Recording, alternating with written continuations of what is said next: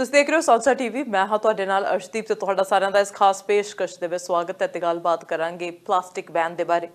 Canadians ਨੂੰ ਜਲਦ ਹੀ plastic ਦੇ ਲਿਫਾਫਿਆਂ ਤੇ ਸਟ੍ਰॉज ਵਰਗੀਆਂ ਆਈਟਮਸ ਦੇ ਲਈ ਬਦਲ ਲੱਭਣਾ ਹੋਵੇਗਾ ਕਿਉਂਕਿ ਫੈਡਰਲ ਸਰਕਾਰ ਕੁਝ ਸਿੰਗਲ ਯੂਜ਼ ਪਲਾਸਟਿਕ ਆਈਟਮਸ ਤੇ ਪਾਬੰਦੀ ਲਗਾਉਣ ਦੇ ਆਖਰੀ ਪੜਾਅ ਤੇ ਪਹੁੰਚ ਰਹੀ ਹੈ। ਪਲਾਸਟਿਕ ਨੂੰ ਦੁਨੀਆ ਭਰ ਵਿੱਚ ਵੱਡੇ ਪੱਧਰ ਤੇ ਵਰਤਿਆ ਜਾਂਦਾ ਹੈ। ਇੱਕ ਅਜਿਹਾ ਤੱਤ ਹੈ ਜਿਹੜਾ ਆਪਣੇ ਆਪ ਕਦੇ ਵੀ ਖਤਮ ਨਹੀਂ ਹੁੰਦਾ। ਇਹ ਸੈਂਕੜੇ ਹਜ਼ਾਰਾਂ ਸਾਲਾਂ ਤੱਕ ਸਾਡੇ ਵਾਤਾਵਰਣ ਵਿੱਚ ਰਹਿ ਸਕਦਾ ਹੈ। ਨਾ ਤਾਂ ਇਸ ਨੂੰ ਜੰਗ ਜਾਂ ਘੁਣ ਲੱਗਦੀ ਹੈ ਤੇ ਨਾ ਹੀ ਇਹ ਮਿੱਟੀ ਵਿੱਚ ਗਲਦਾ ਹੈ। ਜੇਕਰ ਇਸ ਨੂੰ ਸਾੜ ਕੇ ਖਤਮ ਕੀਤਾ ਵੀ ਜਾਵੇ ਤਾਂ ਵੀ ਇਸ ਦੇ ਜਲਣ ਨਾਲ ਪੈਦਾ ਹੋਣ ਵਾਲਾ ਜ਼ਹਿਰੀਲਾ ਧੂਆਂ ਤੇ ਗੈਸਾਂ ਵਾਤਾਵਰਣ ਤੇ ਬਹੁਤ ਹੀ ਬੁਰਾ ਪ੍ਰਭਾਵ ਛੱਡਦੇ। ਹਰ ਸਾਲ ਦੁਨੀਆ ਭਰ ਵਿੱਚ ਲਗਭਗ 100 ਮਿਲੀਅਨ ਟਨ ਪਲਾਸਟਿਕ ਦਾ ਉਤਪਾਦਨ ਹੁੰਦਾ। ਇਸ ਵਿੱਚੋਂ 25 ਮਿਲੀਅਨ ਟਨ ਨਾ ਨਸ਼ਟ ਹੋਣ ਯੋਗ ਪਲਾਸਟਿਕ ਵਾਤਾਵਰਣ ਵਿੱਚ ਜਮ੍ਹਾਂ ਹੋ ਰਹੀ ਹੈ। ਇਸ ਕਚਰੇ ਨੂੰ ਟਿਕਾਣੇ ਲਗਾਉਣਾ ਵਿਸ਼ਵ ਦੀ ਸਭ ਤੋਂ ਵੱਡੀ ਸਮੱਸਿਆ ਬਣਿਆ ਹੋਇਆ ਹੈ। ਪਲਾਸਟਿਕ ਤੋਂ ਬਣੀਆਂ ਵਸਤੂਆਂ ਦਾ ਧਰਤੀ ਜਾਂ ਪਾਣੀ ਵਿੱਚ ਇਕੱਠਾ ਹੋਣਾ ਪਲਾਸਟਿਕ ਪ੍ਰਦੂਸ਼ਣ ਅਖਵਾਉਂਦਾ ਤੇ ਜਿਸ ਨਾਲ ਵਨ ਪ੍ਰਾਣੀਆਂ ਤੇ ਮਨੁੱਖ ਦੀ ਜ਼ਿੰਦਗੀ ਤੇ ਬੜਾ ਹੀ ਬੁਰਾ ਪ੍ਰਭਾਵ ਪੈਂਦਾ। ਮੂਲ ਰੂਪ ਵਿੱਚ ਇਹ ਸਿੰਥੈਟਿਕ ਪੋਲੀਮਰ ਹੈ ਜਿਸ ਵਿੱਚ ਕਈ ਕਾਰਬਨਿਕ ਤੇ ਅਕਾਰਬਨਿਕ ਯੌਗਿਕ ਮੌਜੂਦ ਹੁੰਦੇ ਨੇ। ਖੁੱਲੇ ਵਿੱਚ ਸੁੱਟਿਆ ਜਾਣ ਵਾਲਾ ਪਲਾਸਟਿਕ ਸਮੇਂ ਦੇ ਨਾਲ ਛੋਟੇ ਮਾਈਕਰੋਨ ਵਿੱਚ ਬਦਲ ਕੇ ਪਾਣੀ ਵਿੱਚ ਘੁਲ ਮਿਲ ਜਾਂਦਾ ਤੇ ਇਸ ਵੇਲੇ ਦੇਸ਼ ਦੇ ਵੱਖ-ਵੱਖ ਸ਼ਹਿਰਾਂ ਵਿੱਚ ਜਿਹੜਾ ਪਾਣੀ ਸਪਲਾਈ ਹੋ ਰਿਹਾ ਉਸ ਵਿੱਚ ਪਲਾਸਟਿਕ ਦੇ ਮਾਈਕਰੋਨਾਂ ਦੀ ਮਾਤਰਾ ਖਤਰਨਾਕ ਪੱਧਰ ਤੱਕ ਵੱਧ ਚੁੱਕੀ ਹੈ। ਹੁਣ ਫੈਡਰਲ ਸਰਕਾਰ ਇਕਹਿਰੀ ਵਰਤੋਂ ਵਾਲੀ ਪਲਾਸਟਿਕ ਉੱਤੇ ਪਾਬੰਦੀ ਲਗਾਉਣ ਜਾ ਰਹੀ ਹੈ। ਫੈਡਰਲ ਸਰਕਾਰ ਵੱਲੋਂ ਇਸ ਸੰਬੰਧ ਵਿੱਚ ਫਾਈਨਲ ਮਤਾ ਵੀ ਪੇਸ਼ ਕੀਤਾ ਜਾਣਾ। एनवायरमेंट मिनिस्टर स्टीवन गिल्बो ਅਤੇ ਕੁਝ ਹੋਰ ਮੰਤਰੀ ਤੇ ਲਿਬਰਲ ਐਮਪੀ ਮੁਲਕ ਭਰ ਵਿੱਚ ਕਈ ਇਵੈਂਟਸ ਦੇ ਦੌਰਾਨ ਪਲਾਸਟਿਕ ਬੈਨ ਬਾਰੇ ਜਾਣਕਾਰੀ ਦੇਣਗੇ। ਸਰਕਾਰ ਦਾ ਕੈਨੇਡਾ ਵਿੱਚ ਰੀਸਾਈਕਲ ਹੋਏ ਪਲਾਸਟਿਕ ਦੀ ਵੱਡੀ ਮੰਡੀ ਬਣਾਉਣ ਦਾ ਵੀ ਉਦੇਸ਼ ਹੈ ਅਤੇ ਇਸੇ ਸਿਲਸਿਲੇ ਵਿੱਚ ਗਿਲਬੋ ਪਲਾਸਟਿਕ ਆਈਟਮਾਂ ਵਿੱਚ ਰੀਸਾਈਕਲ ਕੀਤੇ ਪਲਾਸਟਿਕ ਦੀ ਇੱਕ ਘੱਟ ਮਿਕਦਾਰ ਨੂੰ ਲਾਜ਼ਮੀ ਤੌਰ ਤੇ ਵਰਤਣ ਬਾਬਤ ਵੀ ਯੋਜਨਾ ਦਾ ਜ਼ਿਕਰ ਕਰਨਗੇ। ਅਗਲੇ ਸਾਲ ਦਸੰਬਰ ਵਿੱਚ 6 ਪਲਾਸਟਿਕ ਆਈਟਮਾਂ ਨੂੰ ਬੈਨ ਕਰਨ ਸੰਬੰਧੀ ਡਰਾਫਟ ਨਿਯਮ ਪ੍ਰਕਾਸ਼ਿਤ ਕੀਤੇ ਗਏ ਹਨ ਤੇ ਇਸੇ ਮਹੀਨੇ ਅੰਤਿਮ ਨਿਯਮ ਤੈਅ ਹੋਣ ਤੋਂ ਬਾਅਦ ਸਰਕਾਰ ਵੱਲੋਂ ਨਿਯਮ ਲਾਗੂ ਕਰਨ ਦਰਮਿਆਨ 6 ਮਹੀਨੇ ਦਾ ਵਕਫਾ ਦਿੱਤਾ ਜਾਵੇਗਾ। 3 ਸਾਲ ਪਹਿਲਾਂ ਪ੍ਰਧਾਨ ਮੰਤਰੀ ਜਸਟਿਨ ਟਰੂਡੋ ਨੇ ਇਹ ਵਾਅਦਾ ਕੀਤਾ ਸੀ ਕਿ ਉਹਨਾਂ ਦੀ ਸਰਕਾਰ ਮੁਸ਼ਕਿਲ ਤੌਰ ਤੇ ਰੀਸਾਈਕਲ ਹੋਣ ਵਾਲੀਆਂ ਪਲਾਸਟਿਕ ਦੀਆਂ ਆਈਟਮਾਂ ਉੱਤੇ ਪਾਬੰਦੀ ਲਗਾਵੇਗੀ। ਸ਼ੁਰੂ ਵਿੱਚ ਉਹਨਾਂ ਆਖਿਆ ਸੀ ਇਹ ਪਾਬੰਦੀ 2021 ਤੱਕ ਲਗਾਈ ਜਾਵੇਗੀ ਪਰ ਕੋਵਿਡ-19 ਮਹਾਮਾਰੀ ਦੇ ਕਾਰਨ ਇਸ ਕੰਮ ਵਿੱਚ ਦੇਰ ਹੋ ਗਈ ਸੀ। Yes, plastic junk is on our beach and it's awful. But scientists have detected it not only on shorelines, but also in our water, soil, air, drinking water, and even in our food. Our government is all in when it comes to reducing plastic pollution. We're all in on protecting wildlife and promoting a healthy environment here at home and around the world. That's why we're announcing today that our government is delivering on our commitment to ban harmful single-use plastics, part of our plan to keep them out of our environment. This includes checkout bags, cutlery, hard-to-recycle takeout containers, ring carriers, stir sticks, and straws. This decision is supported by science. It will keep our environment clean and wildlife healthy.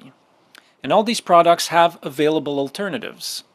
This comes after extensive consultations that the government conducted over the past several years. Our ultimate goal is zero plastic waste, and thanks to these prohibitions, Canada is one important step closer.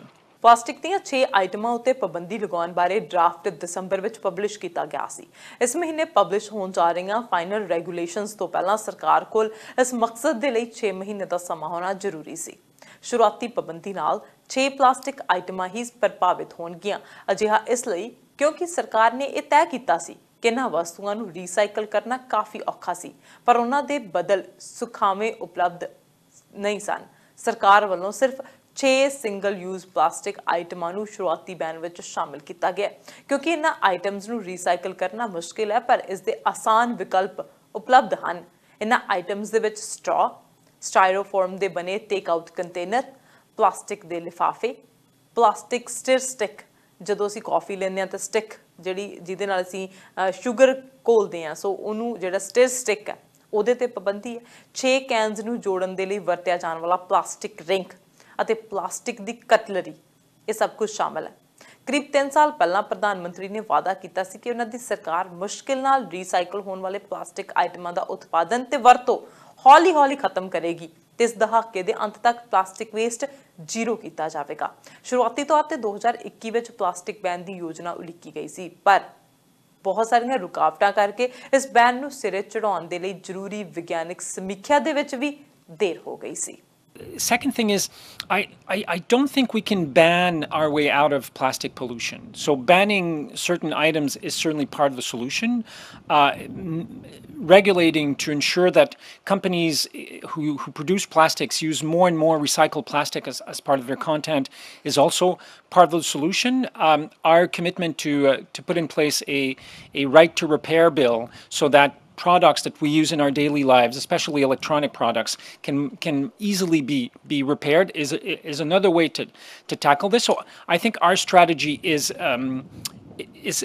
varied and it tackles different elements. It is about reducing the amount of plastic we produce and keeping those plastics in the economy. It is about banning certain plastics.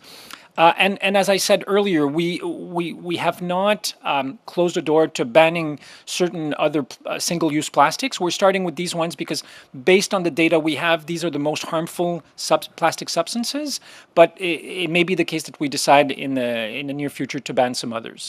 There will be updates to our zero plastic strategy in the coming months. Why did we add exports? You're right, it wasn't there 6 months ago when we started looking at it, but based on evidence, based on data, based on science, it became clear to us that we had to add this to our strategy. To produce or sell them in Canada anymore as of December 2023. Is it possible that in 2024 you would walk into a restaurant and someone had leftover stocks that they're trying to use? Perhaps, but what it means is, by and large, in Canada, these products, with some exceptions, Minister Duclos earlier was talking about plastic straws for certain medical use, for example, that will still be available. But by and large, these products won't be manufactured anymore in Canada. Therefore, you won't be able to get a hold of them. अक्टूबर 2020 ਵਿੱਚ आई विज्ञानिक समीक्षा तो बाद सरकार ने निर्माण की plastic ਨੂੰ ਕੈਨੇਡੀਅਨ एनवायरमेंटल प्रोटेक्शन एक्ट ਦੇ ਅਧੀਨ ਜ਼ਹਿਰੀਲਾ ਮਨੋਨੀਤ ਕਰ ਦਿੱਤਾ ਸੀ। ਇਸ ਉਤਪਾਦ ਨੂੰ ਬੈਨ ਕਰਨ ਤੋਂ ਪਹਿਲਾਂ ਉਸ ਨੂੰ ਮਨੋਨੀਤ ਕਰਨਾ ਜ਼ਰੂਰੀ ਸੀ, ਪਰ ਪਲਾਸਟਿਕ ਉਤਪਾਦਾਂ ਦੇ ਇੱਕ ਸਮੂਹ ਨੇ ਸਰਕਾਰ ਵਿਰੁੱਧ ਮੁਕੱਦਮਾ ਠੋਕ ਦਿੱਤਾ, ਜਿਸ ਦੀ ਇਸ ਸਾਲ ਸੁਣਵਾਈ ਹੋਣ ਦੀ ਸੰਭਾਵਨਾ ਹੈ। ਪਲਾਸਟਿਕ ਵੇਸਟ ਦੁਨੀਆ ਭਰ ਵਿੱਚ ਇੱਕ ਵੱਡੀ ਸਮੱਸਿਆ ਬਣ ਗਿਆ ਹੈ। निर्माण किए जाने वाले प्लास्टिक विचों 10% ਜਾਂ ਉਸ ਤੋਂ ਘੱਟ ਰੀਸਾਈਕਲ ਕੀਤਾ ਜਾਂਦਾ ਹੈ। वातावरण विभाग ਵੱਲੋਂ 2019 ਵਿੱਚ ਕਰਵਾਏ ਇੱਕ ਅਧਿਐਨ ਦੇ ਵਿੱਚ ਸਾਹਮਣੇ ਆਇਆ ਸੀ ਕਿ 3.3 ਮਿਲੀਅਨ ਟਨ ਪਲਾਸਟਿਕ ਸੁੱਟਿਆ ਗਿਆ ਸੀ, ਜਿਸ ਵਿੱਚੋਂ ਤਕਰੀਬਨ ਅੱਧਾ ਪਲਾਸਟਿਕ ਪੈਕੇजिंग ਸੀ। ਇਸ ਪਲਾਸਟਿਕ ਦਾ 10ਵਾਂ ਹਿੱਸਾ ਵੀ ਰੀਸਾਈਕਲ ਨਹੀਂ ਹੋਇਆ। ਸਾਲ 2019 ਵਿੱਚ the great Canadian shoreline cleanup project ਦੇ ਅਧੀਨ ਕੈਨੇਡਾ ਦੇ ਕਰੀਬ 4000 ਕਿਲੋਮੀਟਰ ਤੱਕ ਫੈਲੇ ਤੱਟਾਂ ਤੋਂ 1,63,000 ਕਿਲੋ ਤੋਂ ਵੱਧ ਦਾ ਪਲਾਸਟਿਕ ਕੂੜਾ ਹਟਾਇਆ ਗਿਆ ਸੀ। ਇਸ ਵਿੱਚ 12000 ਪਲਾਸਟਿਕ ਬੋਤਲਾਂ, 12480 ਸਟ੍ਰॉ ਅਤੇ ਕਰੀਬ 17000 ਪਲਾਸਟਿਕ ਬੈਗ ਸ਼ਾਮਲ ਸਨ। ਫੈਡਰਲ ਸਰਕਾਰ ਦੇ ਅੰਕੜਿਆਂ ਅਨੁਸਾਰ 2019 ਵਿੱਚ ਕੈਨੇਡਾ ਵਿੱਚ 15.5 ਬਿਲੀਅਨ ਪਲਾਸਟਿਕ ਦੇ ਲਿਫਾਫੇ, 4.4 ਬਿਲੀਅਨ ਪਲਾਸਟਿਕ ਕਟਲਰੀ ਜਿਵੇਂ ਕਿ ਚਾਕੂ, ਚਮਚੇ, ਫੋਰਕ, ਇਹਨਾਂ ਸਾਰਿਆਂ ਦੇ piece, 3 billion steel sticks, 5.8 billion straw, 183 million plastic ring ਅਤੇ 805 ਮਿਲੀਅਨ ਟੇਕ ਆਊਟ ਕੰਟੇਨਰ ਵੇਚੇ ਗਏ ਸਨ। Newfoundland and Labrador, Prince Edward Island ਤੇ ਨੋਵਾ ਸਕੋਸ਼ੀਆ ਨੇ ਪਲਾਸਟਿਕ ਬੈਗਸ ਨੂੰ ਰੋਕਣ ਲਈ ਆਪਣੇ ਖੁਦ ਦੇ ਨਿਯਮ ਬਣਾਏ ਹੋਏ ਹਨ ਅਤੇ ਇਸੇ ਤਰ੍ਹਾਂ ਰਜਾਈਨਾ ਤੇ ਮੌਂਟਰੀਅਲ ਸ਼ਹਿਰਾਂ ਨੇ ਵੀ ਲਿਫਾਫਿਆਂ ਤੇ ਪਾਬੰਦੀ ਲਗਾਉਣ ਦਾ ਐਲਾਨ ਕੀਤਾ ਹੋਇਆ। ਕੁੱਲ ਮਿਲਾ ਕੇ ਦੇਖੀਏ ਤਾਂ ਪਲਾਸਟਿਕ ਦੇ ਪ੍ਰਦੂਸ਼ਣ ਦਾ ਸਭ ਤੋਂ ਵੱਡਾ ਤੇ ਪਹਿਲਾ ਕਾਰਨ ਪਲਾਸਟਿਕ ਦੇ ਲਿਫਾਫੇ ਹਨ, ਕਿਉਂਕਿ ਪਲਾਸਟਿਕ ਦਾ ਬਾਕੀ ਸਮਾਨ ਤਾਂ ਅਸੀਂ ਫਿਰ ਵੀ ਥੋੜੇ ਸਮੇਂ ਤੱਕ ਵਰਤੋਂ ਵਿੱਚ ਲਿਆਉਂਦੇ ਹਾਂ, ਪਰ ਲਿਫਾਫਿਆਂ ਨੂੰ ਤਾਂ ਇੱਕ ਵਾਰ ਵਰਤ ਕੇ ਸੁੱਟ ਦਿੱਤਾ ਜਾਂਦਾ ਹੈ। ਅੱਜ ਹਾਲਾਤ ਇਹ ਹਨ ਕਿ ਬਾਜ਼ਾਰਾਂ ਵਿੱਚ ਵਿਕਣ ਵਾਲੇ ਹਰ ਛੋਟੇ ਵੱਡੇ ਸਮਾਨ ਲਈ ਦੁਕਾਨਦਾਰਾਂ ਦੇ ਵੱਲੋਂ ਪਲਾਸਟਿਕ ਦੇ ਲਿਫਾਫਿਆਂ ਦੀ ਵਰਤੋਂ ਕੀਤੀ ਜਾਂਦੀ ਹੈ। ਕੁਝ ਰੀਟੇਲਰਸ ਨੇ ਪਹਿਲਾਂ ਹੀ ਪਲਾਸਟਿਕ ਦੇ ਲਿਫਾਫਿਆਂ ਦਾ ਇਸਤੇਮਾਲ ਬੰਦ ਕਰ ਦਿੱਤਾ ਹੈ। 2020 ਵਿੱਚ ਸੋਬੀਜ਼ ਨੇ ਸਿੰਗਲ ਯੂਜ਼ ਪਲਾਸਟਿਕ ਦੇ ਬੈਗ ਬੰਦ ਕਰ ਦਿੱਤੇ ਸਨ ਅਤੇ ਲੰਘੇ ਅਪ੍ਰੈਲ ਮਹੀਨੇ ਵਿੱਚ ਵਾਲਮਾਰਟ ਨੇ ਵੀ ਪਲਾਸਟਿਕ ਬੈਗ ਬੰਦ ਕਰ ਦਿੱਤੇ।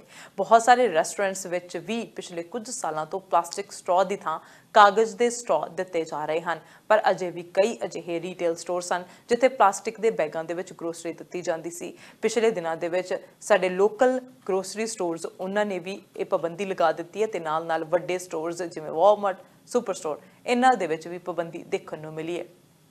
ਪਲਾਸਟਿਕ ਪ੍ਰਦੂਸ਼ਣ ਦਾ ਦੂਜਾ ਕਾਰਨ ਡਿਸਪੋਜ਼ੇਬਲ ਬਰਤਨ ਹਨ। ਅੱਜਕੱਲ੍ਹ ਧਾਰਮਿਕ, ਸਮਾਜਿਕ, ਪਰਿਵਾਰਕ ਪ੍ਰੋਗਰਾਮ ਦੇ ਸਮੇਂ ਖਾਣ ਪੀਣ ਦੇ ਲਈ ਪਲਾਸਟਿਕ ਦੇ ਬਰਤਨ ਵਰਤੇ ਜਾਂਦੇ ਹਨ। ਤੇ ਤੀਜਾ, ਮਾਈਕ੍ਰੋਵੇਵ ਵਿੱਚ ਖਾਣਾ ਗਰਮ ਕਰਨ ਲਈ ਖਾਸ ਬਰਤਨਾਂ ਦੀ ਲੋੜ ਪੈਂਦੀ ਹੈ। ਇਹਨਾਂ ਕੰਟੇਨਰਸ ਦੇ ਉੱਤੇ ਸਾਫ਼ ਲਿਖਿਆ ਹੁੰਦਾ ਹੈ ਕਿ ਮਾਈਕ੍ਰੋਵੇਵ ਸੇਫ ਹੋਣ ਦੀ ਗਾਰੰਟੀ ਨਹੀਂ ਹੈ। BPA ਯਾਨੀ ਕਿ ਉਦਯੋਗਿਕ ਰਸਾਇਣ ਵਾਲੇ ਕੰਟੇਨਰ ਦਾ ਪਲਾਸਟਿਕ ਹੌਲੀ-ਹੌਲੀ ਖਾਣੇ ਵਿੱਚ ਘੁਲਦਾ ਰਹਿੰਦਾ ਹੈ, ਜਿਸ ਨਾਲ ਸਿਹਤ ਨੂੰ ਨੁਕਸਾਨ ਪੁੱਜਦਾ ਹੈ ਤੇ ਕੈਂਸਰ ਵਰਗੀਆਂ ਬਿਮਾਰੀਆਂ ਨੂੰ ਸੱਦਾ ਮਿਲਦਾ ਹੈ। ਇਹਨਾਂ ਦੀ ਵਰਤੋਂ ਦੀ ਬਜਾਏ ਤੁਸੀਂ ਮੋਟੇ ਕੱਚ ਵਾਲੇ ਜਾਂ ਚੀਨੀ ਦੇ ਭਾਂਡਿਆਂ ਦੀ ਵਰਤੋਂ ਕਰ ਸਕਦੇ ਹੋ। ਚੌਥਾ ਤੇ ਮਹੱਤਵਪੂਰਨ ਕਾਰਨ ਪੀਣ ਵਾਲੇ ਪਾਣੀ ਦੀ ਪਲਾਸਟਿਕ ਦੀ ਬੋਤਲ ਹੈ।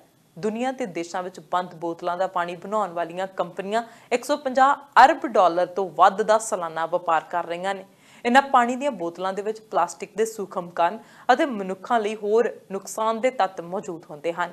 ਇੱਕ ਜਾਂਚ ਦੇ ਦੌਰਾਨ 93% ਨਮੂਨਿਆਂ ਵਿੱਚ ਪਲਾਸਟਿਕ ਪਾਈ ਗਈ ਤੇ ਪਤਾ ਲੱਗਿਆ ਜੋ ਵਿਅਕਤੀ ਇੱਕ ਦਿਨ ਵਿੱਚ 1 ਲੀਟਰ ਬੰਦ ਬੋਤਲ ਦਾ ਪਾਣੀ ਪੀਂਦਾ ਉਹ ਪ੍ਰਤੀ ਸਾਲ ਪਲਾਸਟਿਕ ਦੇ 10,000 ਤੱਕ ਸੂਖਮ ਕਣ ਆਪਣੇ ਸਰੀਰ ਵਿੱਚ ਜਜ਼ਬ ਕਰਦਾ ਹੈ। 5 ਮਹਾਦੀਪਾਂ ਵਿੱਚੋਂ ਭਾਰਤ, ਬ੍ਰਾਜ਼ੀਲ, ਚੀਨ, ਇੰਡੋਨੇਸ਼ੀਆ, ਕੀਨੀਆ, ਲਿਬਨਾਨ, ਮੈਕਸੀਕੋ, ਥਾਈਲੈਂਡ ਤੇ ਅਮਰੀਕਾ ਤੋਂ 19 ਸਥਾਨਾਂ ਤੋਂ ਨਮੂਨੇ ਇਕੱਠੇ ਕੀਤੇ ਗਏ।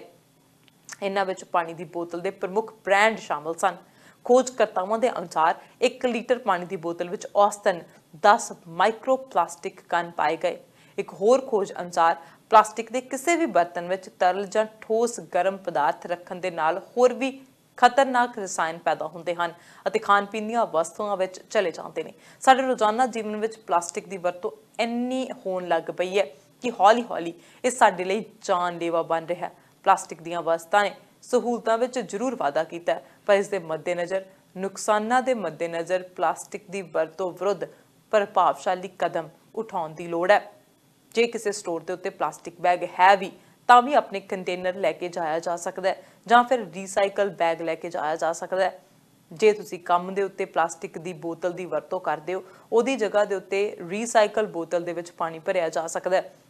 ਤੁਸੀਂ ਆਪਣੀ ਕਟਲਰੀ ਖੁਦ ਦੀ ਨਾਲ ਲੈ ਕੇ ਜਾ ਸਕਦੇ ਹੋ। ਘਰਾਂ ਦੇ ਵਿੱਚ ਵਾਸ਼ੇਬਲ ਜਿਹੜੇ ਭਾਂਡੇ ਆ ਉਹਨਾਂ ਦੀ ਵਰਤੋਂ ਕਰ ਸਕਦੇ ਹੋ। ਸੋ ਹੌਲੀ-ਹੌਲੀ ਬਦਲ ਲਿਆ ਕੇ ਹੀ ਇਹ ਯੂਜ਼ ਦੇ ਜਿਹੜਾ ਅਸੀਂ ਯੂਜ਼ ਟੂ ਹੋ ਸਕਦੇ ਹਾਂ। ਹੁਣ ਬਾਜ਼ਾਰਾਂ ਦੇ ਵਿੱਚ ਅਸੀਂ ਯੂਜ਼ ਟੂ ਹੋ ਗਏ ਹਾਂ ਸਿੰਗਲ ਯੂਜ਼ ਪਲਾਸਟਿਕ ਦੇ, ਪਰ ਸਾਨੂੰ ਹੁਣ ਹੌਲੀ-ਹੌਲੀ ਆਪਣੀ ਜਿਹੜੀ ਰੋਜ਼ਾਨਾ ਦੀ ਜ਼ਿੰਦਗੀ ਦੇ ਵਿੱਚ ਚੀਜ਼ਾਂ ਨੇ ਉਹਨਾਂ ਦੇ ਬਦਲ ਲੱਭਣ ਦੀ ਲੋੜ ਹੈ ਤਾਂ ਕਿ ਅਸੀਂ ਵੀ ਆਪਣਾ ਹਿੱਸਾ ਵਾਤਾਵਰਣ ਦੀ ਸਫਾਈ ਵਿੱਚ ਪਾ ਸਕੀਏ। ਇਨਫੋਰਮੇਸ਼ਨ ਅਸੀਂ ਤੁਹਾਡੇ ਤੱਕ ਇਸੇ ਤਰ੍ਹਾਂ ਪਹੁੰਚਾਉਂਦੇ ਰਵਾਂਗੇ। ਦੇਖਦੇ ਰਹੋ ਸਾਂਝਾ TV ਤੇ ਮੈਨੂੰ ਅਰਸ਼ਦੀਪ ਨੂੰ ਦਿਓ ਇਜਾਜ਼ਤ। ਸਤਿ ਸ਼੍ਰੀ ਅਕਾਲ।